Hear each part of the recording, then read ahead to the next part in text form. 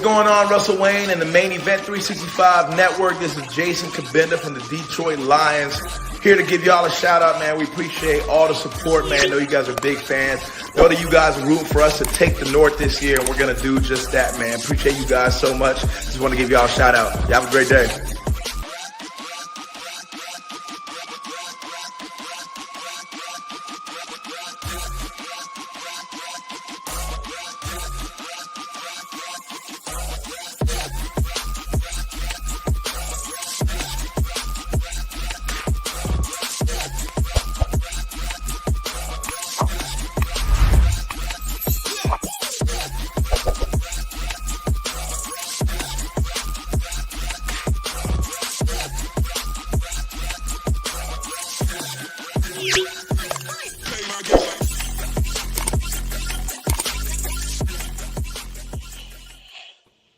It's the Main Event 365, and it's time for the NFC North Open Mic, and we want to introduce everybody, but before we do, ladies and gentlemen, it's our host. Ladies and gentlemen, welcome to the stage. It's the master of disaster. It's the king of Sting, the Count of Monte Frisco, the one, the only Main Event Mike. Oh, man, I got to be late more often. Ladies and gentlemen, welcome to the program. It's the NFC North Open Mic Night, where we're talking about the NFC North. All four teams in the NFC North fan bases are represented. So put your comment in below and put in a question or just put in an insult. Put in your take. Don't worry if you think it's a bad take. We already know it's a bad take. This is the home of bad takes. That's why we have so many Bears on the panel today. Today we have Mike, the Bear fan. How are you, Mike? Doing well. And a man who usually has a good take, Mr. Ken Doby. It just takes a long time to get to the end. How are you, Ken? All good things to those who wait. Yes, sir. And we appreciate both of you being here today. We also have from the Florida Tribune, it's Jeremy Ballreich from Smoking Jeremy B podcast. How are you, Jeremy? Doing fantastic. How are you gentlemen today? Awesome. And, of course, the maestro, Russell Wayne, the man behind the curtain. What's shaking at the main event today, Russell? What is shaking at the main event? Well, we have we got Bear fans on here today. The Vikings are in witness protection. And, we're trying to figure out there. I mean, we're trying to figure out who done it. But, yeah, they're looking like they're going to be on the bottom. But we do have Carrie. Carrie from the Skull Vikings chimes in. Thank you for chiming in and getting behind that. I don't know what happened there on the offseason in both of your draft picks. Yeah, thank you, Carrie, for commenting. And, I'm sorry that none of your brethren fan base are going to come on here and get a piece tonight of the open mic night. So we're going to go hard on your team, though, Carrie. So be sure to retaliate if you feel that it's necessary. So, like, the Evil Empire's not here tonight. The Purple Skittle Eaters are not here tonight. So they are now going to be the targets. And this guy, Jordan Love, boy, I hope this guy stinks. Don't you? Don't you hope this guy? I mean, there's no way they're going to come up with 3 future Hall of Famers in a row. It's just statistically not possible. And they are so hyped about this guy. I mean, they're letting a Hall of Famer walk out the door, but he's got 60 pass attempts in the NFL. I'm scared. Jeremy Ballreich, what do you think Jordan Love's going to be? The great unknown there in Packerville. What do you expect? If we don't have an answer, we'll go to the Bear fan. Yeah, Mike, no. What do you think it's going to be? I agree with Jeremy. It's the unknown. They got a lot of hype up. All right, Ken Dopey, give me a take. Yeah, Side of the look fence. You guys got 60 snaps and they're giving him $22.5 million extension. Thank you. Where can I sign up for that, please? Thank you. 60 snaps, $22.5 million. Are they? Look, it's Wisconsin. I know they're cranking out the crank, but they got to stop smoking their product. No, look, I'll be nice to the evil empire. I mean, because no one's here to defend them because they're all like hiding under a rock after this. What else were they going to do? You ran Aaron Rodgers out of town. You got to pay someone. Hey, here's a guy who took 60 snaps that we wasted a first-round pick on 3 or 4 years ago. Let's give him $22.5 million. Hey, you know what? I know a guy with a really elongated neck who would love that kind of money. Well, I'll tell you, this Jordan Love guy comes out of that quarterback factory known as Utah State. So, I'm sure he's going to be amazing. And in 15 years, they'll run him out of town and trade him to the Jets. So Russell Wayne, what do you think? I mean, are we going to love it if this guy stinks? Obviously, he's the unknown, guys, and he could be great. But what do you think's going to happen here? I think that Green Bay just showed that they don't have any confidence in him by extending him for a year. Because if you look at the inside of that contract, there's only $13.5 million that's guaranteed into that thing. So that's a hell of a lot cheaper than to take a 5th-year option and pay $20 million. So that was a definite sign of we don't trust Jordan Love in the next regime if I've ever seen it before in my life. Right, and it's also go ahead, Ken. Hey, I was gonna say, and it's also a good cover up for them because I mean, I'll give the Packers some credit. When they drafted Love, he was to be the replacement, but the problem was they drafted him 2 years too early. Like the idea was draft him 1 to 2 years behind Rodgers and go. It took them too long, so they blew their wad way too early. And this is their way to hedge their bets and cover their asses in case he does suck, which he probably will. Right, and I think Russell Wayne made a great point there that they didn't. I mean, it's all smoke talking about. Why do you think we're letting Rodgers go? Because we see how great he is. Well, when it came time to pay him, we saw how great you think he is, and I think the rest of the league went, maybe they will. And these receivers are young. Jeremy Ballreich, are you scared of the Green Bay Packers with Jordan Love? Why? We weren't scared of him with Aaron Rodgers. We went 3-1 with Dan Campbell coaching the Lions against him. Right. And that's like one of our commenters just said, that we're all terrified that he'll be good. And who was that? Terry that said that? You know what? That's Miles. Miles, you know what, Miles? I'm going to own up. I'm going to own some of that. You're damn right. I've been owned by the Green Bay Packers. My team has been owned by you for years. And now we're going to step on your throat for a while. Unless this guy's good. So, yeah, that is scary. Yes, I'm terrified of that. I'm also terrified that Justin Fields is going to learn how to throw a football. Because if that happens, we're really in trouble. So let's shift over to those Chicago Bears right now. Russell Wayne? Yeah, well, I definitely want to respond to that. I'm not terrified that he'll be good. All I'm saying is that the contract that they just signed him to makes it so that Green Bay is terrified that he'll be bad. Okay. I mean, Mike the Bear fan, are you scared? Are you scared of the Green Bay Packers with Jordan Love, Mike the Bear fan? No, because last year they were the highest team in the league with drop passes. So with a whole new quarterback, 2 new tight ends, their offense don't scare me really. Right. You've got a guy who's essentially a rookie. I mean, snap-wise, he's pretty much a rookie. So I'm not scared of him at all. Ken Dobie, what do you think? You scared of the Packers with Jordan Love? No, I mean, look, the only thing Jordan Love's got going for him is, okay, he knows the offensive playbook down cold, and he should after sitting there for 3 freaking years. If he doesn't know the playbook by now, he should be fired. So, but when I look at the receiving core, they're young.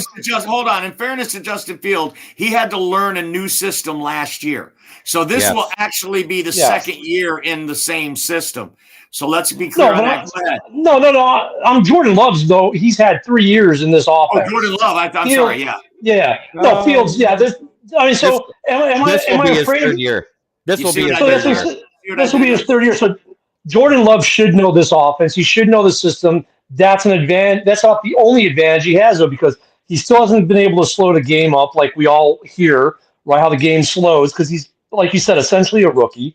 He's got a young receiving core, young tight end. He's got offensive line problems. Maybe Bakhtiari traded, not traded, who knows? That might be. He's got a good running game. That's his go-to, is his running game. So am I afraid of like the Packers beating us with the pass? Like Aaron Rodgers would always find that guy wide open out in the middle of nowhere? No, that's gone. It's history. Bye-bye. It's out the door. So Jordan Love does not scare anyone in this division except for Kirk Cousins. And that's because Minnesota sucks. So we got William in here. I definitely he definitely believes that Jordan Love is going to be good. Christian Watson is the biggest super freak receiver in the entire NFL. And who's going to cover Watson? Wow. I mean, that's you're going to find it's a lot different when Aaron Rodgers is not throwing you the ball. when he improves his 16% drop rate, that's when I'll be scared of him downfield. That was primarily in the beginning of the season, Jeremy. I don't care. It's still going to make a difference because it's a different QB throwing. Well, then we can't talk about what the Lions did 8 out of 10 games down the stretch either. We really don't know what he is going to do. The offense was good the entire year. So right now I have a link that I'm going to go ahead and throw into all of these little spots right here.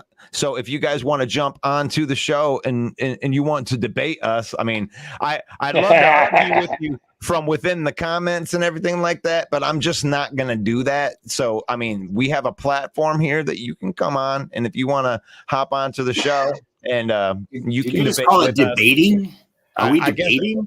I guess we're debating. Well, I was debating this guy through the comments, and that's okay. I mean, I want you guys to ask questions, and I want you guys to disagree with us and all that stuff. Ken's the master debater. He's the master debater. So, William, you are more than welcome to come on to the show, man. We'd love to have you on and talk some football. And right now, we are talking about Jordan Love, right? All you need is love, right, Mike? All you need is love. Love is all you need, right? No, I think it's going to be tough for Green Bay, but like we're saying, the kid could be great, and if he is, then Green Bay is going to be tough again. There hasn't been really a rest from it since Lynn Dickey or Don Majkowski was the quarterback. From the threat of Green Bay. The threat of Green Bay has been there all these years. So this is the best I felt about it. My team, the Lions, have never been stronger than they are now. We talked about it on our program a little while ago, and we were talking about the offense and the offense of the Detroit Lions. I know that these Bear fans on here are practical, and they know that the strides their teammates, but the Lions are the odds-on favorite to win the North. And I just wanted to make sure I said that. What's our next topic? It almost seems like that you shouldn't say it, like you're saying false stuff, but you know, I got a nice little picture here of all 4 of these GMs, and I just kind of wanted to go over our GMs and just send it around, Mike, and see how everybody is feeling about their current GM. And I feel like these. Can you put those pictures up again, Russ? Put it up, and I want to make a comment. Go ahead, Jeremy. First one and third one been swindled by the second one. Yeah. I will say that the expressions on their faces of these 4 gentlemen is kind of representative of how the drafts went. Aren't they? I mean, it's kind of Come like on, go like over it. Goose looks. Right, Goose Mike, looks I confident, hear but this. knows it's not real. The Vikings Quezzy guy looks there. Quezzy. Now I know why he's called Quezzy. He looks Quezzy. Yeah, you know, That's You know, Quezzy. That's Quezzy good. looks like the guy that overtook Captain Phillips' boat. No, I got it. You know who that is? That's that young guy at prom getting it the first time. He's just happy to be there. Oh my God. Hey, Poles is just giving you that poker face like you think you know. We'd like to have a You moment of think silence for the Minnesota Vikings. you And, dearly beloved, they went into witness protection and they never came out again. So I love that skull means cheers. That's one of my favorite things in the world. That here they are, cheers. And Green Bay will be joining them in witness protection, it looks like, pretty soon. Oh, wait, he's talking about Jaden Reed, a guy that was projected as a 5th or 6th round pick. I don't care. That The kid day can before play. the draft. I don't care I if don't he care. can play. I know where he was projected to be. And if you go by that, that's a bigger reach than anybody else in the draft. Yeah, but as we discovered covering the draft, all 18 hours we were on podcast, those projections mean about as much as, put it this way, you can take your projections in $8 and go get an $8 cup of coffee. That's how much value those projections I have. understand that. But what I'm saying is everybody's griping because the Lions took Gibbs in the first round, that was the biggest reach. If you want to talk about the biggest reach statistically, it was Jaden Reed in the 6th round because he was supposed to be a late 5th, early 6th rounder. Well, I don't care. You're not Jaden wrong, Reed's a but good player, and I think he's going to be a great addition, late round steal, especially for that team. I think it's going to be a great fit there. I think Lucas Van Ness is a beast also. I didn't say Lucas Van Ness wasn't good. That's I know, not what and I was also getting at. like another pick. The Carl Brooks kid from Bowling Green is a guy that Russ and I did a profile on him. We looked into him, and this kid's going to be a good pick as well. So I think Green Bay had a decent draft. I think Chicago had a better draft than they did. I also think the Lions had the best draft of all. That's just my opinion. But these Minnesota Vikings, we're not scared of Minnesota Vikings. I want to hear what the people out there in the gallery, this is open mic night. What do you think? Put it in the comments. Let us know. Get over and follow us at our Facebook page. Like us, subscribe us. You can share this video. Help us out. Let's keep this content going. So I don't got to work 3 jobs to keep Russell Wayne going. I got a question. I got a question for you, main event, Mike. What year did you graduate high school? 87. 87. Okay, and Russell, how about you? 93. So you were still in high school the last time the Lions won a playoff game. Yes. And one of the only teams not to ever make a Super Bowl. Correct. It was funny. I saw an article this week that's like, I just thought of you guys. So the last time the Lions won a playoff game, no one on the current roster had even been born yet. Right. I mean, it's almost reminiscent. It's almost reminiscent of the. It's almost reminiscent. Oh my God! Here we go. It's almost reminiscent of the Cubs in the World Series, right? Except obviously it's not 108 years. It's like 30 years, 32, well, 31, 32 years. I'm just wondering if this is the year you're actually going to finally win a playoff game. And if you win that playoff game, does that mean there's going to be a new banner at Ford Field? Well, I don't know. It's going to get kind of crowded with, after week 18 of last year, we got that banner to put up. And then we've got the one right next to it that says knock the Packers out of the playoffs. We got that banner to put up. 5-1 in the division. You got the 0-16. I don't know. There's probably no room. Finished 8-2 down the stretch but banner. we'll take what we can get in Ford Field because we have not. 0-16. Historically a good franchise. And if we're going to get into a debate about who has the best history, then the Green Bay Packers are going to win that argument in this format. But if you're looking ahead to next year, we are the ones that are hooked on hopium this year.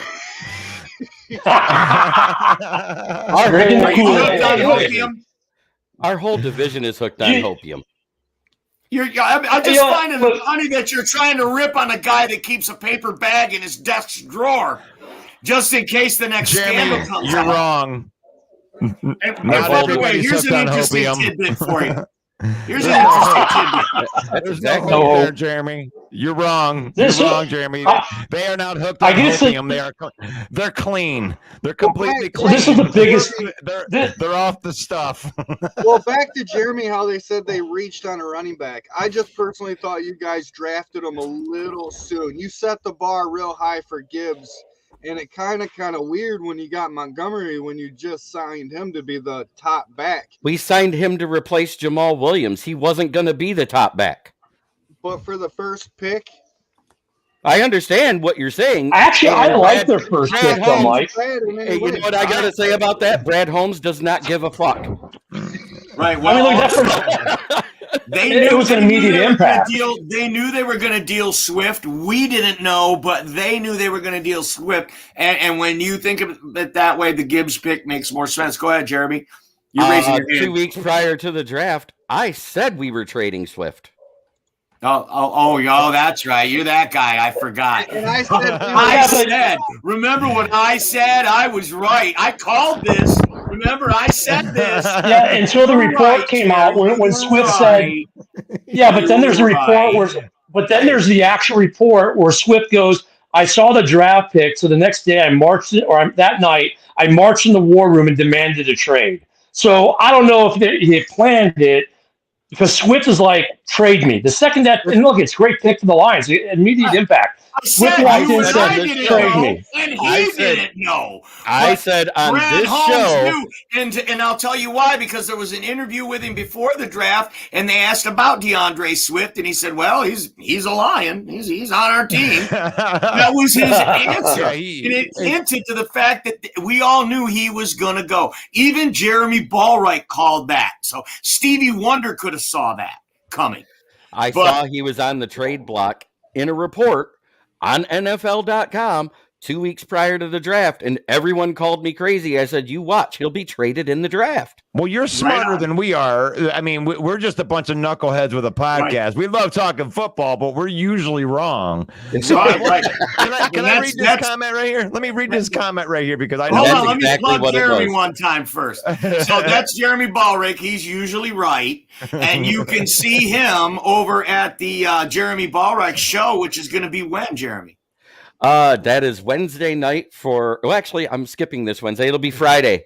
This Friday. Friday. The Okay. Lions fan cave chat. If you want to And then see, every 2 weeks- someone be right, go watch Jeremy's podcast because he's like Greco-Roman Olympic wrestling. This is the WWE. Yeah. This is NFC North Open Mic Night. So we're okay to be wrong here, my friend. This is the home of bad takes. Yeah, I like Home being of right, Bad takes. All though. right. It's fun. So Go ahead, William- Russ, read that comment. Well, William's been in the comments and been a really big part of this show right here. Says Gibbs was drafted to be a weapon, and they're going to line him up all over the place. And I say this: Ben Johnson is an absolute killer in the schemes and play calling. Glad that he'll be gone in a year. So yeah, I mean, I agree with you, William. And Ben Johnson just got a nice shiny new toy. I mean, it may have been a reach. Maybe they overdrafted him. I can subscribe to that or not subscribe to that. But at the end of the day, it doesn't matter now. The He's a draft Lion. picks when it doesn't matter anymore. There are players on our team. And the player, Jahmyr Gibbs, is a nice shiny toy that Ben Johnson's going, excellent. I'm going to take over the world with. I mean, I know that he loves that toy. You know he loves that toy. Even Ken Doby knows he loves that toy. Come So on. Ken. you're calling him Mr. Burns now? Excellent. That's Ben Johnson. Excellent. Hey, I'll tell you what was the best pick in the draft for the Lions because it made every call girl on 6 Mile happy was Hendon Hooker because now they can finally buy a jersey they're proud to wear on their back. Oh, come on. I am dead right there. You just broke the internet right Hey, there, Ruffalo, Jeremy. you see the lobby? Oh, Look in the Oh, lobby. my gosh. Wow. Come on. I just realized I am going to go buy a lot of 300 Hendon Hooker jerseys and drive down there and open up the back of the car.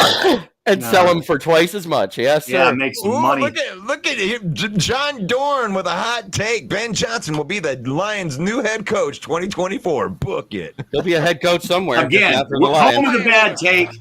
That's terrible takes with John Dorn. That's coming in the fall. We also have a new guest on the program. He's a Packer fan. Finally, somebody to represent the Green and Gold Empire. This is A-Dub. Welcome to the program, A-Dub. What's up? Hey, A-Dub. What's going on? So we're over here trashing your boy Jordan Love. We're over here trashing your team because there was no one here to defend him, and I'm glad that you did come in to defend. I'm sure there was a big green G in the sky, like the bat signal, and somebody had to come in here to defend it. So, what are you guys going to do if Jordan Love stinks?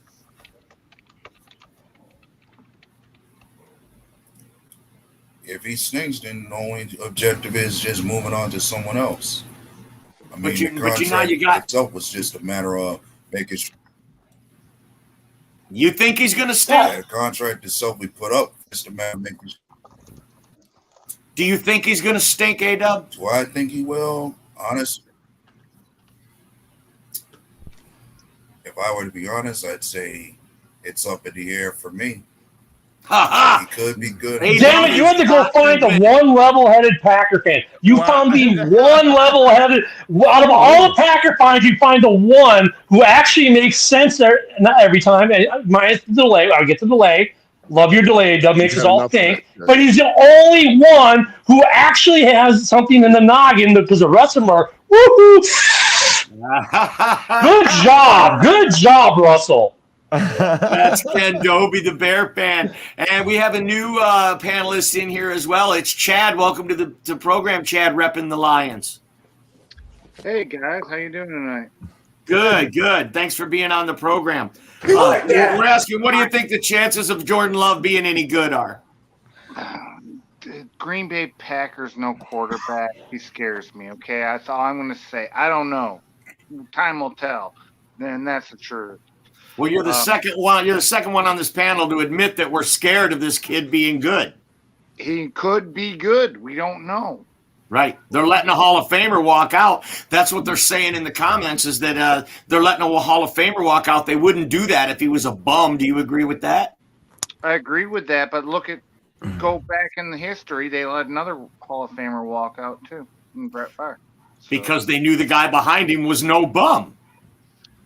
So isn't that's the scary part though, is that they've done it twice. You know, they went from Favre to Rodgers, and now they're doing like it's like the same recipe. Lee Bruce is in the we got a new commenter in here. I just wanted to throw some of his stuff up here. And it looks like he believes in got Reed plus those two is unreal. He believes in Love here. I think they got a talented young wide receiver core. I like the Jaden Reed pick. I know that somebody on this panel was ripping that pick, but I think we saw enough Michigan State games here to know that kid's a gamer always, and he's hell in the tunnel. They hope and pray he stinks, but they tripping hard, Lee says. Well, maybe we are tripping hard. I hope we're tripping hard because we swept the Packers last year, and they could not score on us. So our defense is only getting better. So if a Hall of Famer could hardly score on us, I don't like Jordan Love's chances either. Let's run the Minnesota Vikings through the mud for a while until one of their fans comes on. Mike the Bear fan, give us some good. Give us a reason why Minnesota has 10,000 lakes filled with Viking fan tears. I don't know. Vikings are in trouble with that defense. That's all I'm going to say. They might have a decent offense, but that defense isn't going to stop anybody. Right. Russ, if you could just put that picture of the GMs up again. I mean, when was the last time that we were having a serious discussion about general managers? These guys are rock stars now, right? I mean, they're high profile. They do so many things. And we are more familiar with their roles and what they do now. And it's really, they have their own personalities that, I was kind of oblivious to the last couple of years. What do you think about your GM, A-Dub? What's your opinion, A-Dub, about Brian Gutekunst?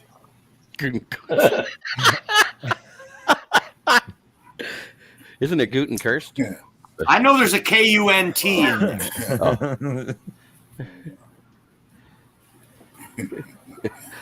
He hasn't been able to say a word yet. I have mixed feelings about him. Like, well, if I had to be honest, I got on him. Like, sometimes about 3 to 5 second delay. All right, I can enjoy it, sometimes I don't. Okay. Yeah. It's just sometimes I like what he does, sometimes I don't. Okay, Mike the Bear fan, tell me about Ryan Poles. What's your opinion of your GM? I personally love what he's done. He's been making a lot of moves, like more moves than we're used to, but it's all the good moves. You know what I mean? Last draft, he got 3 starters out of the deal. He got at least another one this year. I think Stevenson takes over Vindel Kindor's spot. And then I think Noel Sewell, a brother off your team, 2 of them, a matter of fact. We seem to like doing that. If Sanborn goes down, I think he'll take his spot real good. He might even take his starting spot over. Right, but I know, Mike, you've been a Bear fan for a long, long time. Do you ever remember being so invested in who your GM is and what he does? I mean, I never really got into it because I was just sitting watching, just got into players, not so much inside, the organization as a GM. Right. Well, all of us are like that. I just think it's interesting, and I'm trying to find somebody to give me an interesting take, but I forgot where I was for a minute. Ken Doby, tell me, do you think it's interesting that general managers have a high profile, and what do you think of yours? I think they've always had a high profile. It's just that you're now paying attention, partially because we're doing the podcast. I know I paid attention back in the day here and there, but now that I'm more in tune because of what we do, I pay attention more than I used to. Kind of like echo Mike. 'Cause as a Bears fan, trust me, I've followed what some of our GMs have done in the past and draft picks. It's always been there. It's just that now we're more in tune with it. As far as what my current GM is doing. I like what he's doing. I kind of would say he's like the Theo Epstein for the NFL. Like when Theo came into Chicago with the Cubs, in Theo we trust. Now it's in Ryan Poles we trust. So I mean I like what he's doing. But the hard part is this: it takes 3 years to really evaluate a draft. He's had 1 year on one draft. 3 years from now, or after we win a Super Bowl, ask me. You know what I mean? Like after 1 or 2 years, it's really hard to say, oh yeah, this guy's done everything right. So far, it's looking good. I hope he stays on that trend.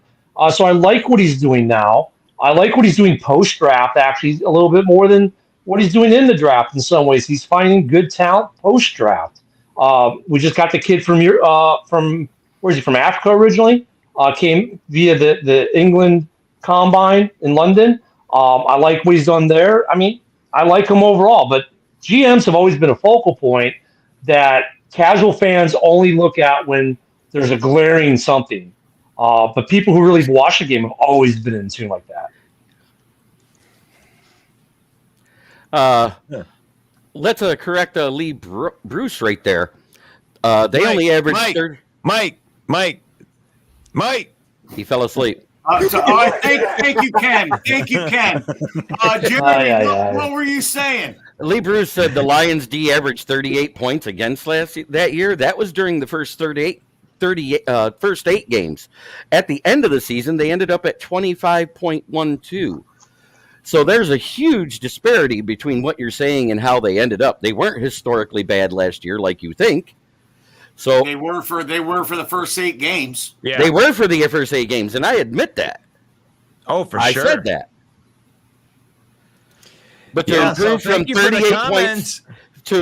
38 points to 13 points, how good did they have to play the last 10 games? And I'll give you the exact stat. It was 14th in the league.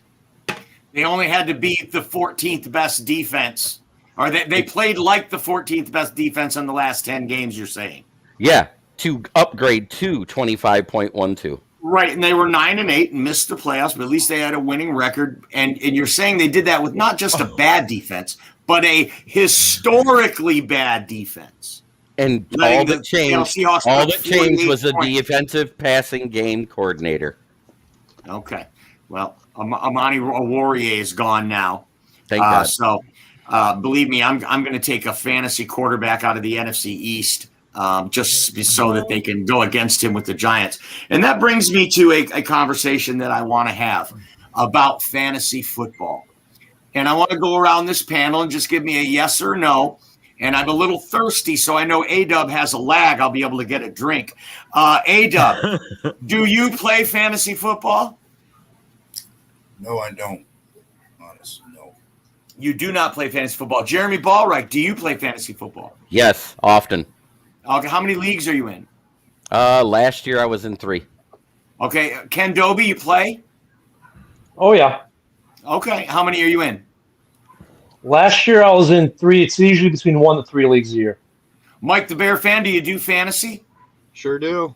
What's the name of And your he team? loses to me. What's the name of your team? The Mustache Mafia? Not at all. Mike the Bear fan. I'm actually. Okay. And I know Russell Wayne plays fantasy as well. I also play fantasy as well.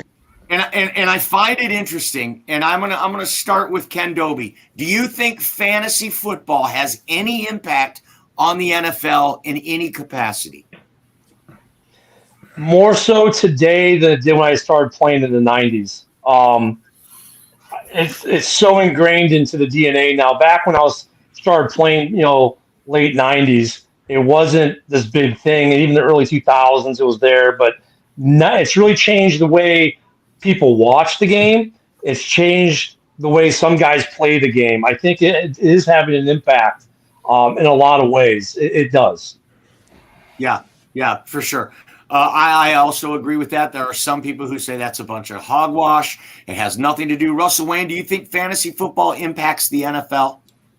Absolutely. I mean, it's almost evident. I mean, they've even had people that have reports of guys wanting to come on and off and getting angry that they're not getting certain touches because they want to hit these numbers in meaningless garbage time. So it's affecting, I don't know if it's affecting outcomes of games or anything like that, but it's definitely affecting behaviors within games. But that's contract incentives. I need 100 catches to hit my bonus in my contract. Coach, throw me the ball. Not I need 5 more fantasy points to win my league. I mean, we're not hearing that. But you do have assistant coaches and things that are playing fantasy football, and they have some leverage in the coach's ear, and they might be using their influence to put Craig Reynolds in because I picked Craig Reynolds up as a flyer in a league or something. I'm just using that as it's a conversation earlier this year this week in the media, and I wanted to kick it around this panel. I also want to kick it out to our gallery. It's open mic night here on the NFC North Open Mic. Put in your comment. Do you think fantasy football influences the way these games are called, or how many touches a guy gets, or whether or not he runs out of bounds, or if he needs 1 or 2 more yards because he started himself in fantasy? Do you think any of that has any bearing on the game? Let us know. I'd be interested to hear what the gallery says because this is something that interests me. I want to move on to the next. Go ahead. I called on everyone, but if someone else had something to say, go ahead. Hey, Mike. I'm sorry. Go ahead, Russell. You just called the gallery out, so I wanted to read the gallery. So the Lions offense will take a step back last year when Ben Johnson becomes a head coach somewhere, and fantasy football is not affecting the game, but gambling in Vegas likely is. Ooh, that's a good call out. That's a good call out right there. That's a great call out. That's a good call out. The thing is that you can bet on fantasy also. So if that is affecting it in the same way, I mean, we're just painting it with a broader brush. That's all. So Jeremy Ballreich, did I ask you that question? Do you think there's an effect? It affects players' attitudes. That's what it affects. It does not affect so much the play on the field as it does when you start getting to week 16 and somebody needs 32 catches to hit their bonus number, or they needed 250 yards, or they need 3 touchdowns. That's what it's going to affect. Or one guy that's on the cusp of getting his sack bonus. He needs 3 sacks in the last 3 games. He's going to say, Coach, don't pull me from this game. I got to get him now because I don't want to wait till the last game to get him. Absolutely. And actually, you know, the biggest, I think the biggest impact fantasy has is more on the fan bases and the way we react to what the GMs do. Because, like, look, we get guys on our fantasy teams that may do well in fantasy. So if our GMs move them via trade or whatever, we get all mad. Or we see a guy who scores well in fantasy, we want our GMs to get them. I think it affects the fans' emotions and the way we want our GMs to do things. Like, Justin Fields could be a good example. He's last year he scored buku points in fantasy. He's projected to be one of the top fantasy scorers again this year. But but is that really the reality of what he's going to be on the field? No, I hope it is, because I hope the passing stuff works out with the better receiving core, et cetera, et cetera. But it affects the way the fans look at the players too, because, but he gives me massive numbers. He gives me massive numbers. We have to keep him. Why'd you let him go? And I think there have been people who've been traded. Yeah, you want to win the league. You want, if you're on DraftKings, or you want to win the money. That's where that betting thing. So some of these guys are great fantasy athletes. Tony Romo was a great fantasy quarterback. Never won anything in real life, but in fantasy, he won you leagues. Mm-hmm. Yeah, he did. I remember being mad about Tony Romo because he'd have some stat line where he'd throw like 900 passes and he would be like, 350 for 900. And he'd throw 4 touchdowns and 9 interceptions. And I'd be like, how is this guy beating me? He actually made us change our fantasy football rule. We actually were doing a point per completion. And because of Tony Romo and how bad he would just all of these incompletions, we made it so it was negative half a point for an incompletion. So you get a point for a completion and a negative half a point for an incompletion, because I was so sick of Romo beating me with, like, they would get killed in the game. Like, he wasn't good. Right. I mean, Justin Fields had a lot of rushing yards, but in my league, interceptions cost points. So it was kind of a give and take with him. But yeah, fantasy, I love fantasy. And where I'm going with this, guys, is the connection between these last 2 topics. I think that it contributes to the way we see these GMs now. We have a more appreciation for the general manager and what he does. And we really see the dichotomy of it and how it's all put together. And we begin to recognize that Matt Millen is an idiot. And we start to recognize that Brad Holmes is a genius. And in our case of our team of the Detroit Lions, I point to Brad Holmes as the number 1 determining factor to turning this franchise around. We had a winning record last year, guys. That's big for us as Lions fans, okay? There is a turnaround. There has been a culture shift. And we can point directly to Brad Holmes, Dan Campbell, and Sheila Ford for why that's happening. Yes, the players are the ones that play the games, but it's just like any business that starts at the top down. And I find it super interesting. And I think that fantasy kind of gives us a little bit of a glimpse into that world. If you'd like to get a glimpse into our world, how can you help us here at the Main Event? You can share this content. Go over to our Facebook page, hit the share button, share it somewhere. That really helps us out. Or there's a Patreon link in the comments below. We are coming up on it, so I want to talk about the single best draft pick in the draft, in the division, your opinion.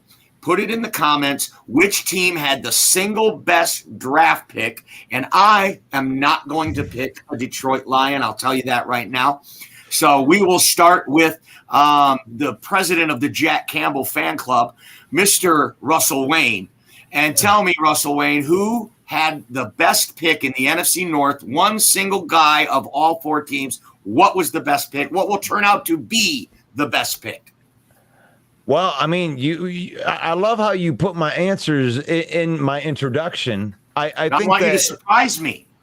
Well, I'm not going to be able to surprise anybody because my pick is Jack Campbell. I think Jack Campbell is going to be the middle linebacker for the Detroit Lions for the next 10 years. He's going to go through an extension that I think that is the type of guy that we've been looking for all along. And his measurables from his leadership, from everything that he needs to be, he is that guy from a leadership standpoint. His players talked glowingly about him. And it's like, this guy was drafted to be our middle linebacker. I mean, and that's exactly what he's going to be. And I think he's going to play at a high level. 6'4", 250 pounds, and he runs like a guy that's 20 pounds lighter than that. And he's electric when the ball gets in his hands once he gets the turnover. He actually has ball skills. So I think he's going to be a special player, Mike. Mike the Bear fan, Jeremy, A-Dub. I like Jack Campbell. No offense to any of the other players. There was a lot of other great players taken, but I think Jack Campbell is that guy. If you got to pick one player, Ken Doby, who do you think is the best single player drafted in the North? Who's going to go on to be a Hall of Famer? Ooh. Well, I'm going to take a different tact. I want to say and you might not see it on the field initially, but Roshan, Bijan's backup, as he's now being known by everyone. Oh, he's just Bijan. I saw some articles on him this week after rookie camp that the kid, like, whenever left practice and they throw away their water bottles, he just started picking up water bottles and squaring the room away. It's just like everything about this kid just screams leadership, locker room. He's just what you want your players to be. He was we got him the 5th, 6th round. We got him late, I think, or 4th round. He is going to be the steal for us. You might not see the impact on the field immediately, but I think it's all the other things he brings, his leadership qualities, his commitment to the excellence. I think he's quietly the steal of the draft, and that guy who's going to have the longevity. Okay, so you think that Roshan Johnson is going to have a better career than your number one pick? Your Darnell Wright could be your anchor left tackle for 15 years and make it into Canton. You're going to pick the late round linebacker, or like I said, I was going to take running back. Excuse me. Yeah, like I said, I'm taking a little bit. All right, taking a different tack. A little bit of a different tack. All right, A-Dub, let's hear it. What's the best pick in the North in this year's draft? Say Jahmyr Gibbs. I wouldn't even think that. Well, if I'm going to be honest for me, as far as mine goes, I go with Luke Musgrave. Luke Musgrave. That's all right. The tight end from Oregon State could be the next Travis Kelce. Could be the next Mark Andrews. Right? He's got the skill set. There were some really good tight ends on the board when the Packers took him. So I think I love that call out. Jeremy B., we saved you for last. Best pick in this draft from the North. From the North, and I'm not going to pick a Lion. It's actually a 4th rounder that I love that the Packers took. Okay. Colby Wooden, the edge guy out of Auburn, who can also play inside. The kid has a motor that doesn't quit. I like him. He has decent hand pop. He can play inside or out. It's a great replacement for guys they've been losing. Right. Okay, I like that take. For me, I absolutely lied. I also think it's Jack Campbell. It's the Detroit Lions. I'm absolutely going to pick the Detroit Lions. I agree. Russell Wayne has convinced me that we should just get the gold jacket out right now for this guy.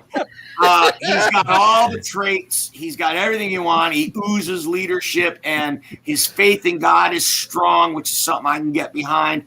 Right. He just checks all the boxes of a can't-miss guy. I'm sorry, Minnesota's not even in this conversation. I love the Jaden Reed pick, but he's a number 3 receiver. He's going to be a great number 3 receiver, I predict. Lucas Van Ness, I just don't know enough about him to say, but I've done research on this Jack Campbell guy, and I agree with you, Russ. This guy's going to be the steal of this pick. We're going to always look back and refer to this draft as the Jack Campbell draft. So, Mike, let me address this real quick right here. It says, bro, what? Malcolm Rodriguez is their middle linebacker, and he's a monster. Campbell is going to be a Sam. I'm sorry, William, but you are wrong on this. They drafted Jack Campbell to be in the center of this defense. There was no question about that. Malcolm Rodriguez is just going to be a backup. That's how good Jack Campbell is, as much as a monster. And I agree with you. I agree with you. Malcolm Rodriguez is a monster, and a monster in any. I mean, if they did a redraft, he would have been picked like 24th overall from the 6th round. I predict Malcolm Rodriguez will be a Pro Bowl special teamer. But I mean, when he was drafted, when Malcolm Rodriguez was drafted, it was just about him being a special teamer. But he overplayed that. He completely overplayed that. He earned it in the offseason. And he earned it. But Jack Campbell is a different beast. We haven't seen a linebacker like this in Detroit. I mean, maybe in Chicago, they've had some pretty good linebackers in Chicago, but this guy is going to be one of them. You guys breed him. What's going to end up happening with Malcolm Rodriguez is they're going to switch him to outside in those packages for blitzing because he's real good at blitzing. He's real good at stopping the run. What he's not good at is coverage. It's open. But he has great lateral quickness, Jeremy. He's great sideline to sideline. Yeah, but Jack Campbell actually is great sideline to sideline and had the best coverage grade of any linebacker coming out in college. Right. Well, and the other thing though, too, though, is you can. It's just not. I mean, it's apples and oranges between Malcolm and Jack Campbell from just a talent and just overall elite athlete perspective. Jack Campbell's on a different level. Well, and the other thing you can do though, now you've got some things you can do with Rodriguez. You can spell Campbell. You can flip him into other situations. I mean, look, it's a good situation to be in. If our middle linebacker is a beast, why do we draft another? Because now I got one who's better at doing the things this one wasn't good at, and now I can do more mix and match, play around, shift around. It's going to give offensive coordinators fits because now you've got just more weapons to play with that I got to worry about. Yeah. Yeah, I'm underselling Malcolm Rodriguez. I know he did an incredible job for us last year, but I feel like we want him to be the floor, right? Malcolm Rodriguez potential is not our ceiling. Right. So can I throw something out here, William? Now that we've had talks back and forth and I've responded to your comments in talking right here, I'm going to go ahead into the StreamYard right now, and you're going to get a link in there. Go ahead and come on the show. He's stuck at work. He already said he's stuck at work. Oh, okay. I'm sorry, William. Okay, yep. I'm sorry. But I did throw that in there for anybody else. If you guys want to come on and talk some football, I do like this talk right here. And having Malcolm Rodriguez and drafting a linebacker doesn't mean that Malcolm Rodriguez is just going to go get thrown to the bench. It just means that we have depth. And that's a cool thing. I haven't been able to say that in Detroit in a long, long time. There's depth at our linebacker. And in this division, John Dorn with another bad. He's a Packer fan, William. So he probably works at a curd stand in Oshkosh. Yeah, I'm sorry, William. They corrected me. So. I'm telling you, and in this division, the way this division is looking right now with the offenses, this is the shoot 'em up division, right? I mean, it is now. I don't think it's not black and blue anymore. It's shoot 'em up. It's like drive by shooting Chicago style. You know, we're gonna just drive by and shoot up your place with a bunch. I mean, that's what it's gonna be. We're gonna probably have a lot of high scoring games in our division because the defenses go from the bottom being Minnesota, and then somewhere between the next is the rest of the division because they all have some strong points and some weak points. I say the Lions might hold the edge overall, but I mean, honestly, none of our defenses are that stellar yet. It's going to be a shoot 'em up division. Okay. I like it. So I want to jump back on the fantasy thing. Would everybody just give me a nod of the head? A-Dub, of course, you'll be last. Just nod the head if you would join a main event fantasy league. Yep. Okay, and just to beat main event Mike every week. A-Dub's a no because he doesn't play. That's right. That's right. Okay, so we're almost there. We get Bill the Packer fan in, maybe a couple more. Maybe we get Jamez from Minneapolis, Minnesota. Oh, so actually, it'll be a fun league, man. The name Talk to Mike because we've got one. The name of Russ's team is Turn Your Head and Golf. Turn your head. So we have a league right now, which is me, Mike the Bear fan, Bill the Packer fan. Actually, we got everyone but you two. So talk to main event, Mike. So we've got a league already with most of the players you're looking at. Mike the Bear fan? I could talk to main event Mike, but he's a dick. Yeah. Well, you talk to yourself all the time, but no, talk to Mike the Bear fan because we've got like Rob's in the league because I beat him all the time. Rob I think Haskell, we'll kick him out. Yeah. We're going to do a two-man Make room for me. We're going to do a two-man sack race to see who can get into the main event in fantasy football league. Like, this ain't just... I got screwed in it. We ain't just joining the league and calling it the main event league. I know. I got screwed. I got screwed in the championship game last year because I had in the championship game, and Mike will tell you, the championship game was the game that got canceled. Where the Bills Cincinnati game got canceled. The only reason why Bill the Packer fan won. Are you crying right now? Are you I'm just stating facts. Of course, Bill the Packer fan won. It did change some fantasy up from it's never happened before ever, and that actually okay. I lost my quarterback. I lost. So you accept Ken Dobie's crying? Yep. Okay. He said, "Yeah, it's a fellow Packer fan. Of course he would. If it was one of us, he'd be like, fuck you." Well, no. I look at you. I lost my quarterback, my defense. Really effective. Yeah. It was a huge effort. Introduce my friend here. Tim the Toolman Tyler is in my Lions den right now, and I wanted him to pop in and say hello. Right, Tim the Toolman. Tim helped me put this whole room together, and he's a lifelong personal friend of mine and a Lions fan. He's one of the smart ones. But I wanted to put a shot. Look at that. Look at that. Got tattoo. Oh, yeah, that's real. That's for real. That's the old bubbles, ain't it? Being one of the smart ones. No, he did not put that on with water and in a warm washcloth. Well, it looks like we're up against it. I want to thank all of the panelists for joining us here on the NFC North Open Mic. Be sure to share our content. We are live every Monday, 7 p.m. Eastern. Share. There's also a Patreon link down below. Follow us on our Facebook page and subscribe to our YouTube channel. For the Maestro Russell Wayne and this entire panel, I'm Main Event Mike saying God bless each and every one of you. Peace out, people. One pride. Peace, love, and chicken grease. Bear down. And go.